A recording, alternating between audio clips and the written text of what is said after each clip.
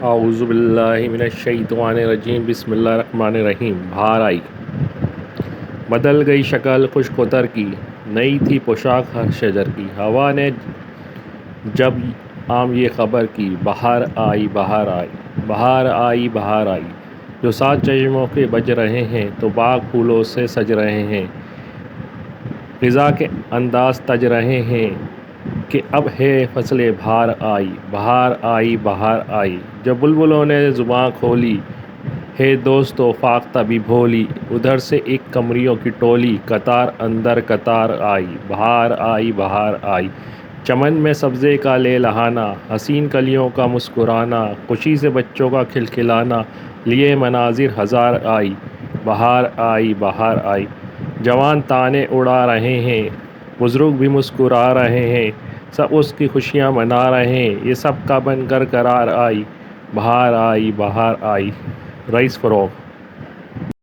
الفاظ معنی: تر گیلی، پوشاک لباس کپڑے، شجر درخت، کھلکھلانا ہنسنا لہرانا، مناظر منظر کی جمع تصویریں، تانے تان کی جمع سر، تج چھوڑ دینا ترک کرنا الگ کر دینا۔ سوال نمبر 1، فاختہ کیا بولی؟ فاختہ بولی ہے دوستو، یعنی فاختہ نے خوشی اور بہار کی آمد کا پیغام دیا۔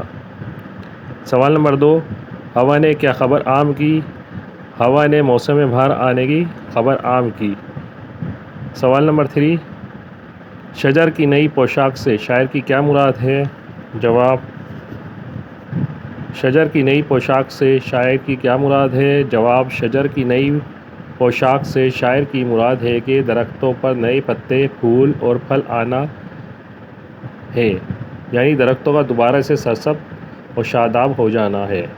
سوال نمبر 4، موسم بہار آنے پر کیا تبدیلی ہو جاتی ہے؟ جواب، موسم بہار آنے پر ہر طرف ہریالی چھا جاتی ہے، پھول کھلتے ہیں، پرندے چہچہاتے ہیں، نوجوان اور بزرگ خوشی مناتے ہیں، ہر طرف خوشی پھیل جاتی ہے۔ سوال نمبر 5، اس نظم میں کون کون سے پرندوں کا ذکر ہے؟ اس نظم میں بلبل، قمری اور فاختہ کا ذکر ہے۔ سوال نمبر 2، نظم کی خاموش خوانی کیجیے اور درج ذیل سوالات کے درست جواب پر صحیح کا نشان لگائیے۔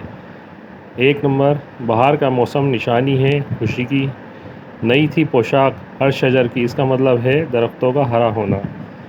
چمن میں سبزہ لہلہایا۔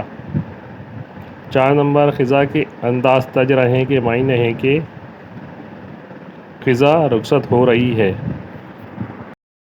5 نمبر، آمد بہار کی خبر عام کی ہوا نے۔ اپنے جملوں میں استعمال کیجیے۔ الفاظ جملے: پوشاک، عید پر ہم نئی پوشاک خریدی تھی۔ خبر عام ہونا، اسکول کی تعطیل کی خبر عام ہوتے ہی طلبہ خوش ہو گئے۔ زبان کھولنا، استاد کے پوچھنے پر ہر طالب نے زبان کھولی۔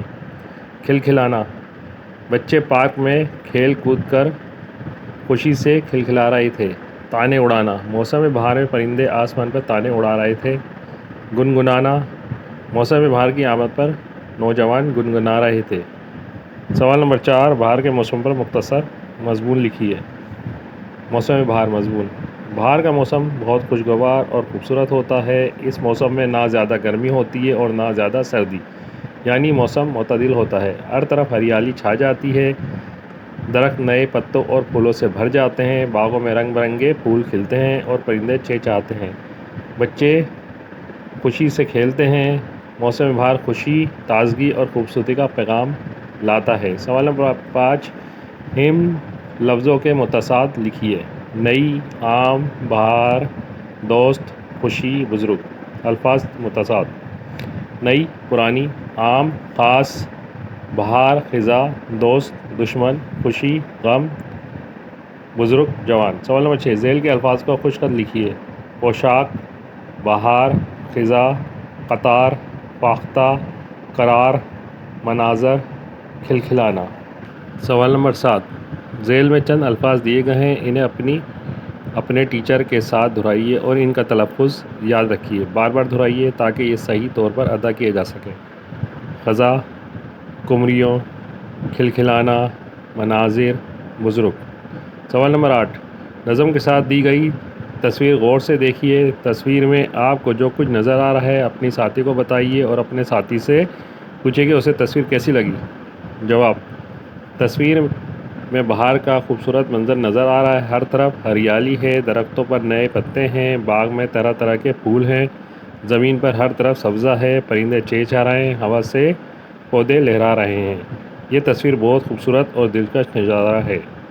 سوال نمبر 8، نثر اور نظم لکھنے میں کیا فرق ہوتا ہے؟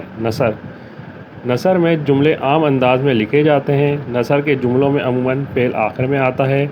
نثر میں الفاظ مکمل اور ترتیب سے ہوتے ہیں، مطلب سمجھنا نسبتاً آسان ہوتا ہے۔ نثر میں جملہ عموماً اس ترتیب سے بنتا ہے: فاعل، مفعول، فعل۔ فاعل کام کرنے والا، مفعول جس پر کام ہو، فعل کام ہونا یا کرنا۔ جیسے انس نے کتاب پڑھی، انس فاعل، کتاب مفعول، پڑھی فعل۔ امان نے خط لکھا، امان فاعل، خط مفعول، لکھا فعل ہے۔ نظم مصرعوں اور اشعار کی صورت میں لکھی جاتی ہے۔ نظم میں الفاظ کی ترتیب بدل سکتی ہے، فعل کا آخر میں آنا ضروری نہیں ہوتا۔ بعض الفاظ وزن یا خوبصورتی کے لیے چھوڑ دیے جاتے ہیں۔ نظم میں قافیہ، ردیف اور آہنگ کا خیال رکھا جاتا ہے، یعنی نظم میں فاعل، مفعول اور فعل کی ترتیب بدل سکتی ہے۔ جیسے ہوا نے یہ خبر عام کی، بہار آئی، بدل گئی شکل خشک و تر کی، نئی تھی پوشاک ہر شجر کی۔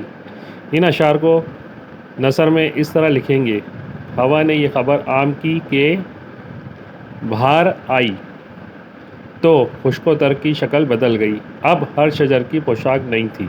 سوال نمبر 9، اب آپ اس طریقے کے مطابق دوسرے بند کی نثر بنائیں: جو سات چشموں کے بج رہے ہیں تو باغ پھولوں سے سج رہے ہیں، خزاں کے انداز تج رہے ہیں، کہ اب ہے فصلیں بہار آئی، بہار آئی، بہار آئی۔ جواب: چشموں کے ساز بج رہے ہیں اور باغ پھولوں سے سج رہے ہیں، خزاں کے انداز بدل رہے ہیں کیونکہ اب بہار کا موسم آ گیا ہے، بہار آئی، بہار آئی۔